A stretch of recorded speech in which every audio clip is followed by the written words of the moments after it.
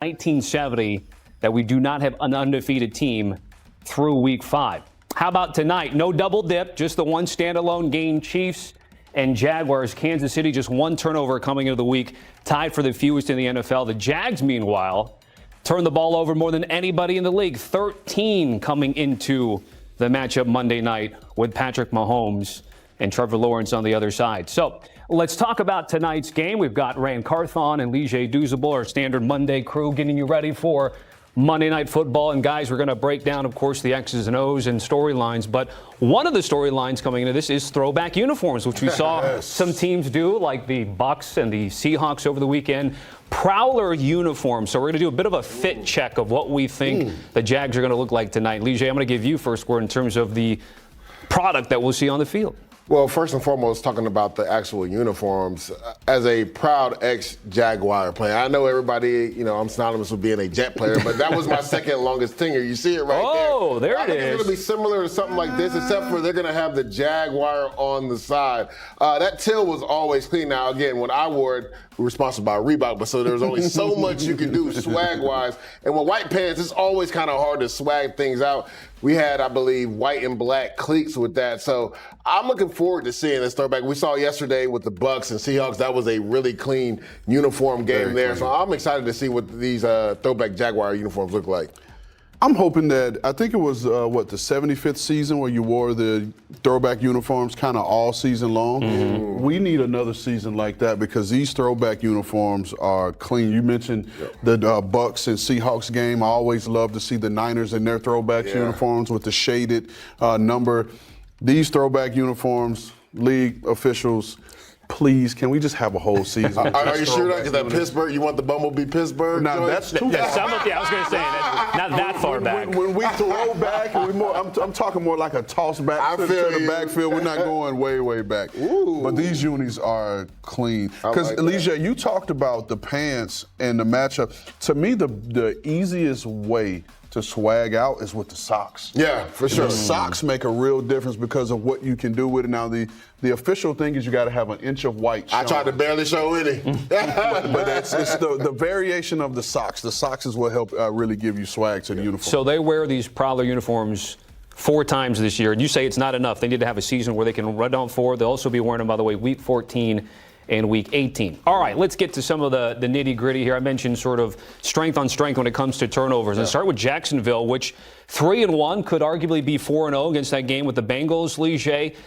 league-leading 13 takeaways. We saw what they did against San Francisco last week as well. What stood out to you? What continues to stand out to you about that? Anthony Campanelli, the defensive coordinator, has brought a new energy to this Jacksonville Jaguars defense. They're an attacking style defense.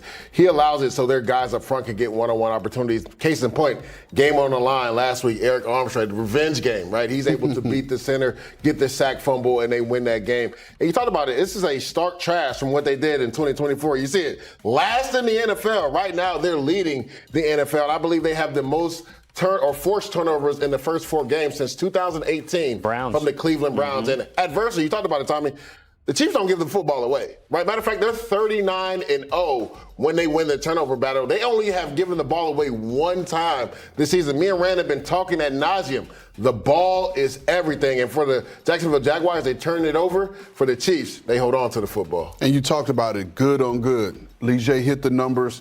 You got 13 takeaways by the Jags defense, only to 1 for Kansas City. But I want to talk about points off of turnovers. So you coming into this season off of those turnovers, the Jags have 41 points off of turnovers, and that is huge for this offense because typically when you get these turnovers, it's in the shortened field, right? And you want to come away with that from those turnovers with points, and they have been able to do that. And you talk about a stark contrast from last year to this year. Last year, they only had 9 turnovers on the whole season and only 25 points on the whole season from turnovers in 2024. And they're averaging 3+ turnovers a game now. So this defense has been very opportunistic and has given this offense some shortened fields to get points. Just to follow up, though, Lige, offensively, what then do you need to see out of Trevor Lawrence here ETN, BTJ, Travis Hunter, and company on that side of the ball. I'm so glad you brought that up, Double T, because this is a big game for Trevor Lawrence. National stage versus a Super Bowl winning quarterback in Patrick Mahomes. A lot of people have wondered, when is Trevor Lawrence going to take that next step into going into that upper echelons of quarterbacks? They paying him like a top 10 quarterback in the league, but when are we going to see it on the field? First and foremost, they got to get Brian Thomas going. On offense, it's ridiculous to have that type of player not lead you in receiving. Their tight end, Britton Strange, right now leads them in the receiving yards. Now, I love what they've done on the offensive side of the ball, being able to run the ball with Travis Etienne. That takes pressure off the quarterback. But when you have a guy that has the skill set of Brian Thomas Jr., you have to be able to get him involved. So, to me, being able to push the ball down the field is going to open up the run game, right? They do a really good job in the screen game as well, but they have to get Brian Thomas Jr. going. That connection needs to come alive. So from Steve Spagnuolo's point of view, how do you think he's approaching this offense schematically tonight, you think, Rand? Well, I think personally they got to start with stopping this run game, right? This run game is ranks 4th in the league coming into the game, averaging 144 yards a game. You see Etienne, even after all the games yesterday, and their stats being included, Trevor Etienne is still 5th in the National Football League in rushing. And he's averaging 6 yards a carry. So Spags is going to stack that box, and he's going to force Trevor Lawrence to beat him, because if you look at it from a third down perspective, the Jags' third down offense ranks 26th in the league in third down efficiency, getting third downs at 35% clip, whereas the Chiefs' defense ranks 9th in third down efficiency at 34%. So they're going to, first of all, the Jags offense is going to have to get Etienne going, because he has the weapons. You know, Brian Thomas Jr., Travis Hunter, Britton Strange, and we know what Trevor Lawrence can be when he gets hot, but it's all predicated off of their ability to run the ball with Travis Etienne. And with the Kansas City Chiefs during this nice run, the last handful of years has been led by the defense. Offensively, it might surprise some that 37 that they dropped was the most that they did since 2023. Against the Bears. Can they build upon that, which was the 1-2 matchup against the Ravens a week ago? And I'm so glad you brought that up, because is it more of the Chiefs finally getting together, or a byproduct of how bad the Ravens were? This offense, they're head scratching for most of the season. Going back to the Ravens game was the first time that they put Patrick Mahomes under center, and it opened things up not only in the run game but also the downfield passing game. When you get Xavier Worthy back, that also opens up the field, but it's never good, Rand, when your receiver leads you in rushing. He led them in rushing versus the Ravens, and obviously led them in receiving as well. So I want to see, can they take another step with this offense? Was this a byproduct of how bad the Ravens are? Because we just saw the Houston Texans, who have been abysmal offense, drop a 44-piece on the head top of the Baltimore Ravens. So I want to see, because is this Chiefs team back to what they were, where they were executing at a high level on offense? Yes, they're not as explosive as they used to be in the back in years past, but Xavier Worthy coming back helped them a lot. And I think just having the downfield threat and speed of Xavier Worthy really stretched the field not only vertically but horizontally. And what does that do? That gives Travis Kelce more room to operate underneath, and Juju Smith-Schuster and all those guys. But you talked about it. The run game was really starting to pick up in this last game, and it could have been, like you said, a byproduct of what the Baltimore defense looks like right now at its current state. But I really think there was more about the Chiefs and them having that one component in their offense that really opens it up and allows Andy Reid's creativity to come out. It'll be interesting to see Worthy's health and availability for this game. Tyquan Thornton also can stretch the field as well. I just still always wonder, with a healthy Pacheco and Hunt, why they haven't been able to run maybe a little bit more. Offensive line continues to be an issue, but Patrick Mahomes has had no issues against the Jags. I still remember that 2022 season when he got hurt with a high ankle sprain. Chad Henne came back in, actually. They still went on to the Super Bowl, beat the Eagles that particular season. But Mahomes in the Jags' lifetime, a perfect 5-0, Lige. He's owned like he owned a lot of teams. He has, right? And you talked about it. He's 5-0 versus them. I think 4-0 versus the 49ers. So he's been really good. And you see his numbers right there versus the Jacksonville Jaguars, completing over 70%. Averaging over 300 passing yards per game. He just knows how to show up in primetime, and more specifically against the Jacksonville Jaguars. So this will be an interesting game, right? Road trip for them going to Duval County. I'm sure it'll be ruckus there, which you don't really equate Duval being ruckus. That's right? what I was going to say. When was the last but time we heard I believe that one? Because how well the Jaguars have played this year, and this is a game on national television, they want to show well that fan base. People may not know this. Duval County is the biggest county in the United States. So land-wise, there's a lot of people and there's a lot of fans there. So this will be a big game for Jacksonville. It'll be big, a chance to prove themselves, to continue their 4-1 push, to not only be a player in the division but in the AFC. So, Ren, when you take a look at the game tonight, who do you like? I'm going to roll with the Chiefs. I'm going to roll with the Chiefs just because I like where they're going. I like them having, and you talked about it. We'll see how healthy Xavier Worthy really is, because I think he's the X factor. And if he's not healthy, then it could be in a game that can be decided late. But I think if he's healthy and he's able to do what he's done in last week, I think this Chiefs team kind of runs away. All right. Leger, you were not here last year. We had Logan Ryan, and so I had to take the ATS duties, by the way. I went 2-0. No pressure here. So, no pressure. Yeah. No pressure. I'll have you go first, and I think, though, we're on the same page here. So yeah, I'm taking the Jag with the points. Yes, I know Patrick Mahomes is on the Jaguars. He's 5-0. But when you look at Trevor Lawrence, against the spread, the last 2 seasons as an underdog, he's 5-2-1. I believe this is a spot where they want to keep pace with the Indianapolis Colts. A lot of people didn't expect the Colts to be where they're at. But right now, only 1 loss on the season, just like the Jaguars. I'm not sure if they outright win. But again, I love Trevor Lawrence's past when it comes to being an underdog. 5-2-1 over the last 2 seasons. I believe Jacksonville, with that defense, and as stingy as they are, taking the football away, they keep this game close. Give me the points with the Jaguars. I'm with you. Anything north of a field goal is good for me. And that Worthy stuff is big, though, because if he was 100%, I might have been changing my mind right now, but I don't think he's going to be 100%. So I'll take the hometown team plus the points. Guys, certainly appreciate it. Big man, tiny helmet. Oh, that's the one I've been waiting for. It hit me right in the chin. Yeah. Turn to the side. Turn to the side. Oh, hit his head. Watch this. All right, here we go. We almost lost Shefty last week, so everyone get your goggles on. Very quickly, before we pick the game, the Chiefs are a 3.5-point favorite at Jacksonville. Shefty, what is going on with Xavier Worthy? Well, what happened was he flew down there yesterday. His ankle swelled up on the plane, so out of precaution, the Chiefs put him on the injury report as questionable because his ankle was swollen. They want to see how it responds today. I think they believe he's going to be able to play, but they just want to make sure that the ankle doesn't get worse. All right, because they looked so much better with him than they had without him. All right, we got the Chiefs. We got the Jaguars. Statement game, maybe Jacksonville. D-Wood, what do we like? Oh, he got you, Rex. I got it. I'm good. We got shrapnel all over. It literally just bounced off Rex. You like Kansas City? Run it into steel. You know what I mean? Tell me why. How does KC win? How they always win. Patrick Mahomes. I think last week was probably a jumping off point for them to get them some momentum and, more importantly, some confidence on offense. Now they're going up against a really good Jacksonville Jaguars defense this year, but I'm going with Patrick Mahomes. Chiefs are winning on defense. That's how they've been winning these games anyway. So to me, that's why I think that you're Teddy, I see the Jaguars logo. This is the week of the awakening. I'm telling you, teams are starting to come through and show who they really are. I think the Jaguars have a statement victory today. I really love the defense, and especially the way ETN's been running the football. So Duval. That would really Duval. That would really be something.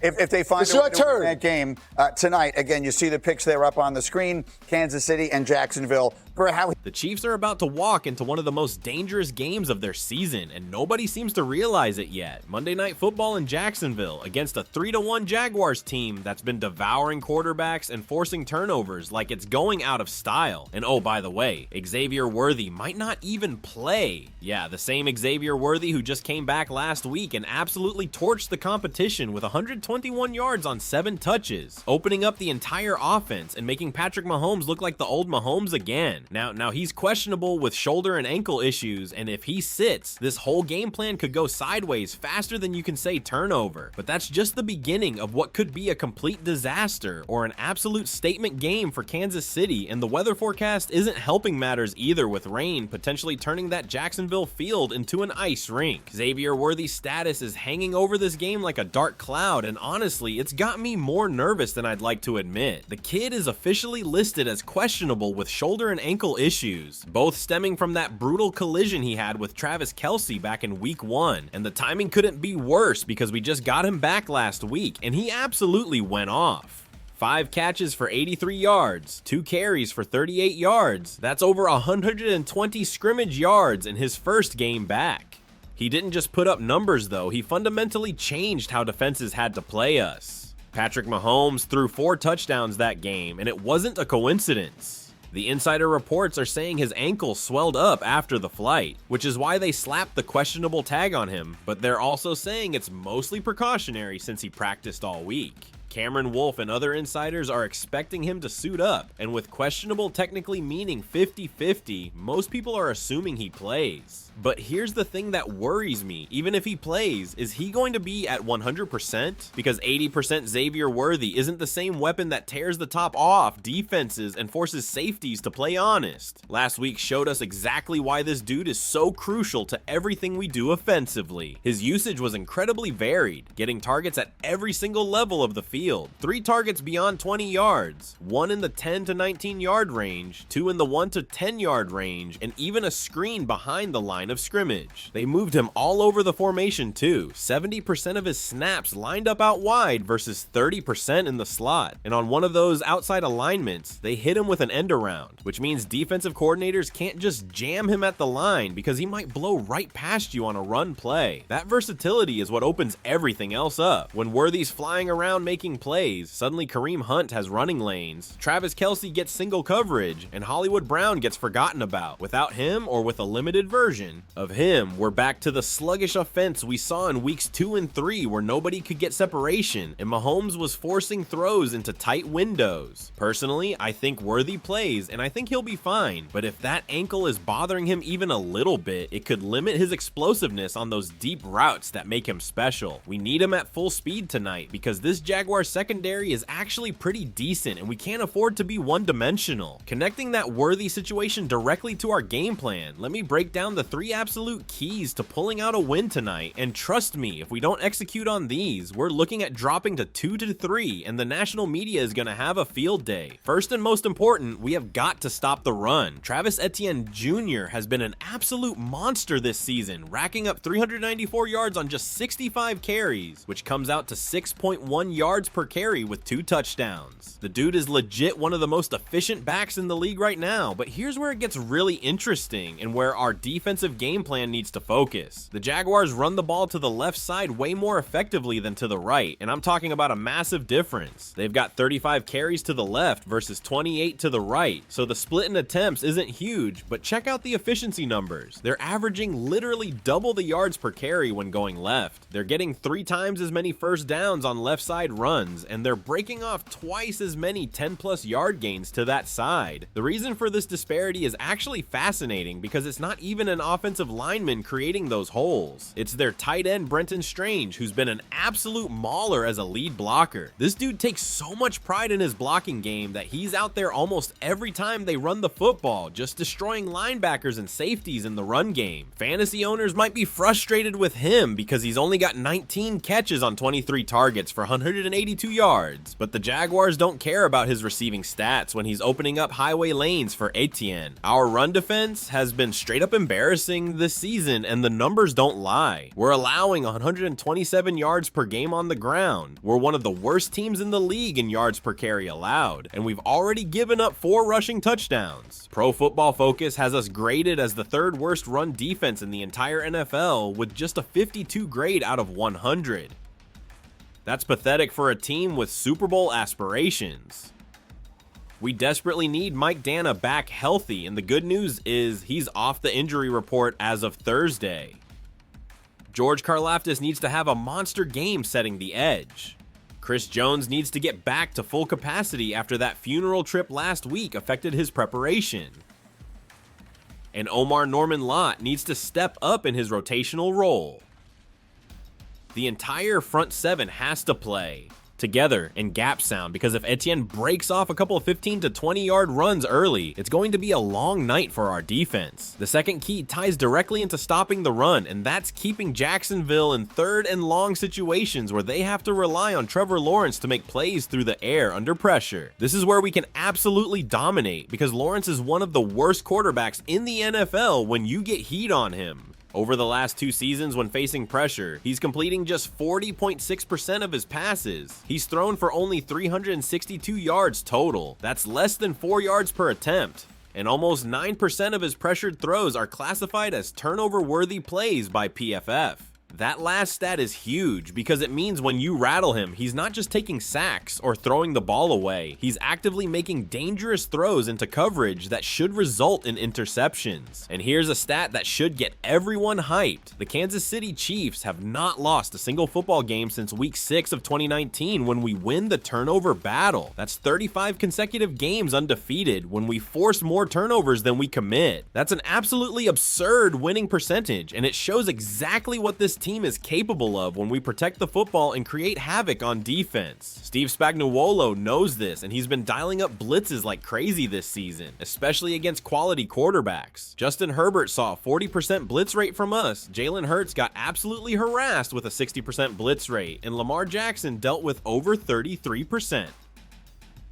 Now, I don't think we need to go full 60% blitz package like we did against Philly because that felt like overkill even though it worked, but I'm expecting something in that 35 to 40% range, especially on obvious passing downs. The formula is simple. Stop Etienne on first and second down, force third and long, bring the heat on Lawrence, and watch him make mistakes. If we can execute that game plan, we're walking out of Jacksonville with a win. The weather might actually help us too because a slick field makes it harder for receivers to get in and out of their breaks cleanly, and Trent McDuffie was quoted saying this defense loves playing in bad weather because it evens the playing field. I'll be honest though, stopping Etienne is going to be the toughest challenge because our run defense has looked completely lost at times this season. If we can't get that part right, none of the rest matters because they'll just run it down our throats and keep Lawrence clean. I think we can do it, but it's going to require our best effort from the front seven. Shifting to some other important storylines that could impact tonight's game, we've got a few injury situations beyond worthy that people need to be aware of. Omar Norman-Lott is also listed as questionable, and while he's a rotational defensive tackle who's only played 55 snaps across 3 games, his role is actually more important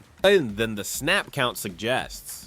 With Chris Jones in his 30s now, keeping him fresh for a deep playoff run is crucial, and Norman Lott's developmental reps are part of that long-term strategy. Andy Reid seemed optimistic about his status, saying he thinks Norman Lott should be okay to play. Cornerback Christian Fulton is questionable as well, though his situation is interesting because rookie Nick Jones has been playing out of his mind and might have actually taken Fulton's starting job. Mike Dana is officially back and fully practicing with no injury designation after missing 2+ games with a quad injury, which is huge for our pass rush rotation. On the Jacksonville side, edge rusher Travon Walker is their only real question mark after having wrist surgery recently. Their coach Doug Peterson said they're going right down to the wire with the decision, and if Walker says he can go, they'll let him play. That's actually pretty crazy that he could play so soon after wrist surgery, but if he does suit up, it could cause problems for our offensive tackles. The weather situation is definitely something to monitor closely, even though it's not getting as much attention as it should. Forecasters are saying the rain might clear out of Everbank Stadium by kickoff, but days of heavy soaking are going to leave the field absolutely soaked and slick.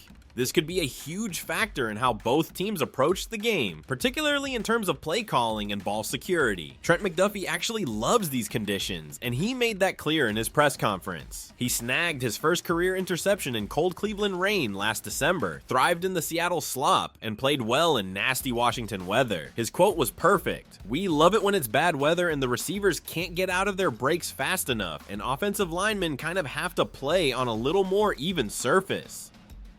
That confidence is exactly what you want to hear from your top corner going into a tough road game. Andy Reid acknowledged that the weather could work in Jacksonville's favor, though, noting that the Jags lead the entire league with 13 takeaways, 9 interceptions, and a +9 turnover margin. They've forced at least 3 takeaways in every single game this season, which is an NC stat. Combine that ball hawking mentality with a slick field, and you've got a recipe for potential disaster if we're not careful with the football. Reid stressed that ball security really comes down to the players doing their jobs and keeping it high and tight when needed, and so far the Chiefs have been fantastic in that department. We're tied with Philadelphia for the fewest turnovers in the league with just 1 on the entire season. That's the kind of discipline you need to beat good teams on the road. Special teams could be where the weather impacts us most though. Dave Tube is leaning on Nico Remigio as the primary returner because of his sure hands, and I'm not too worried about the return game, honestly. The bigger concern is Harrison Butker, who despite being the highest paid kicker in the league league and having tons of experience, has been struggling recently. Kicking in wet conditions with a slick ball is never ideal, and field goals could end up being the difference in a close game. From my perspective, I think the weather ends up being more of a storyline than an actual game changer. Both teams have to play in the same conditions, and professional athletes adjust pretty quickly. The real question is whether our defense can create those turnovers that Jacksonville has been forcing all season. One subplot that's been adding some extra spice to this matchup is the whole sign-stealing controversy that popped up last week. Former Jets and current 49ers defensive coordinator Robert Saleh called out Jacksonville, saying they have a really advanced sign-stealing system, which is a pretty bold accusation to make publicly. Patrick Mahomes handled it perfectly though, firing back with a mature, measured response. We switch signals every week knowing that the game is on TV, so they can't get a beat on what we're trying to do. That's exactly the right way to handle that situation, because whether Saleh's claim is true or not, getting into a war of words only adds fuel to Jacksonville's fire and gives them extra motivation. Mahomes didn't take the bait, didn't get defensive, just explained matter-of-factly that good teams change their signals regularly as part of normal game planning. It's smart coaching and smart preparation. Nothing more complicated than that. The Jaguars are already off to a hot 3-1 start and feeling themselves, so the last thing we needed was to give them bulletin board material by acting like Saleh's comments rattled us. A slick field combined with the Jags' turnover hunger is already going to test our discipline enough without adding unnecessary psychological warfare to the mix.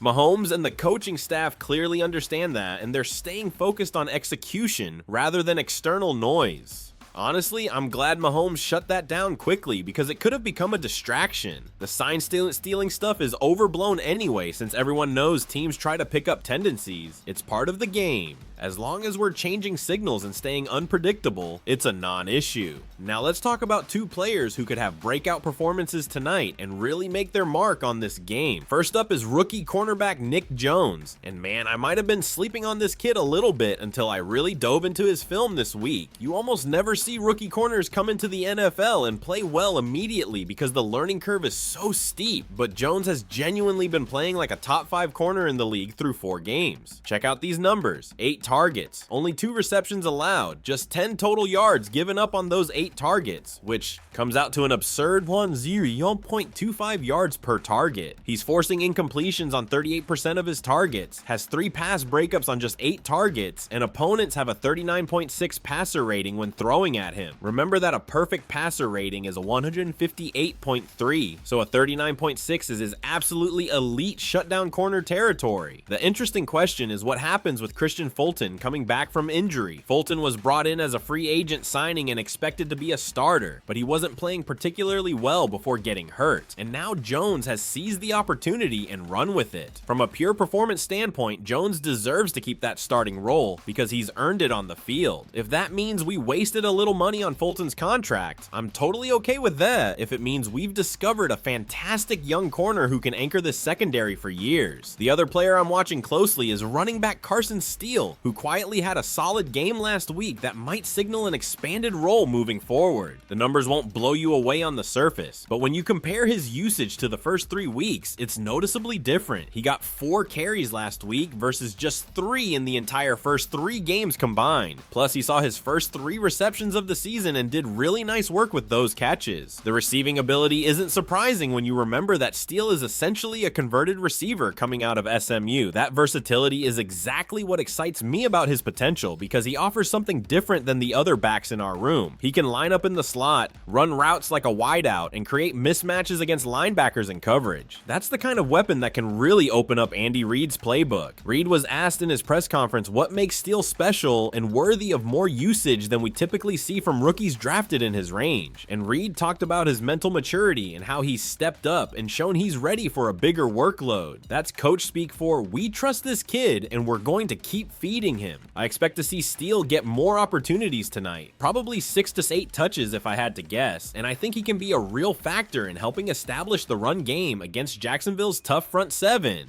Here's what I really believe about both these young guys. Jones might be the steal of the draft class at the cornerback position, and if he keeps playing at this level, we're looking at a future All-Pro talent. As for Steele, I think he's going to end up being our third down back by mid-season because his receiving chops are too valuable to keep on the sideline. Both of these rookies could be X factors tonight. Before we wrap this up, I do want to touch quickly on the trade rumors that have been swirling around even though we're only 5 weeks into the season. A few weeks ago when we started 0-2, fans were absolutely begging for a Tyreek Hill reunion, flooding social media with trade proposals and acting like it was the only way to save the season. Well, multiple reports have confirmed that the Kansas City front office never seriously pursued Hill, and frankly, that was the right call. They were banking instead on Rashee Rice returning from his 6-game suspension in Week 7, and that strategy makes way more sense for both the short and long term. Rice is 25 years old and has put up 103 catches, 1,226 yards, and 9 touchdowns in just 20 career games. He's cost controlled on a rookie deal, and he's already developed great chemistry with Mahomes. Meanwhile, Hill just suffered a brutal injury with a dislocated knee and torn ligaments against the Jets that not only ended his season, but might affect his availability next year too. Xavier Worthy's explosion last week in his return showed exactly why the front office was smart to bet on their young duo of Rice and Worthy for the long haul rather than trading assets for an aging, expensive veteran. Those two are the future of this receiving corps, and when both are healthy, they give Mahomes the speed and playmaking ability to attack every level of the field. There is one name popping up that could make sense as a low-cost addition though, and that's edge rusher Drake Jackson. He's been sidelined so far in 2025 after missing all of last season with an injury, which obviously makes him a significant health risk. But when healthy, his tape shows explosive burst and pass rush potential. In his 23 career games, he's posted 21 tackles, 5 for loss, 6 sacks, and 1 interception, which demonstrates legitimate upside even with the injury concerns. The Chiefs currently have 10 sacks on the season, which puts us right in the middle of the pack, and Jackson's edge burst could provide a nice boost to the rotation behind George Karlaftis and Mike Dana. The catch is that the Jets, Commanders, and Ravens are also sniffing around, so there's real competition for a guy who's basically a health wild card. If Steve Spagnuolo thinks he can unlock Jackson's potential in this system, it might be worth taking a flyer on him for cheap, but I'm not losing sleep if we don't make that move. My honest take on the trade stuff is this: I'm glad Brett Veach resisted the pressure to panic trade for Hill because that would have been a short-term fix that mortgages the future. Rice and Worthy are the answer at receiver, we just need them both healthy. As for adding an edge rusher like Jackson, I'm intrigued but not convinced it's necessary. Our pass rush has been decent enough, and adding a guy coming off major injuries feels like more risk than reward unless the price is basically nothing. Alright, Chiefs Kingdom, that's everything you need to know heading into Monday Night Football in Jacksonville. This is a dangerous game against a good 3-1 team that's forcing turnovers like crazy and playing with a ton of confidence. Our keys are simple: stop Travis Etienne and the run game, blitz the hell out of Trevor Lawrence and force him into mistakes, get Xavier Worthy involved early and often if he's healthy, and protect the damn football in potentially sloppy conditions. If we execute those things, we're walking out with a W and improving to 3-2 heading into a crucial stretch of the season. If we play sloppy and turn the ball over, Jacksonville is absolutely capable of stealing this game in front of their home crowd on prime time. I've got the Chiefs winning 27-20 in a closer game than most people expect, but I think our quarterback advantage and Andy Reid's play calling will be the difference. Drop your score predictions in the comments and let me know if you think Xavier Worthy plays tonight.